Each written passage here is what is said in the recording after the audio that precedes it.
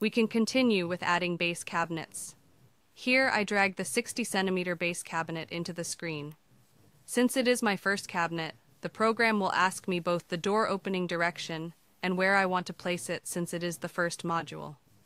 I determine the corner point and let the program place it there. Then the general logic of the program works with drag and drop. We can take any cabinet from here and drag the screen the way we want. When we leave here and go to a different category, the 2-drawer category, we drag an 80 centimeter module with 2 drawers back to our scene. I'm coming again. I'm dragging a built-in oven module from here.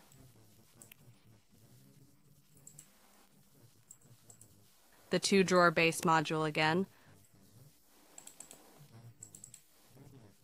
I continue with tall cabinets. I'm dragging the 2-drawer tall cabinet. I want to show that we can make size changes here. When we double-click on the cabinet, we can see all the variables related to the module here. I want the width of this to be 60 centimeters, not 30. Then I want to use a module. With 2 doors next to it again, I double-click on it. I want it to be about 120 centimeters. Yes, in this way, we have completed our base cabinets and tall cabinets for kitchen planning. Now let's continue with designing the island kitchen.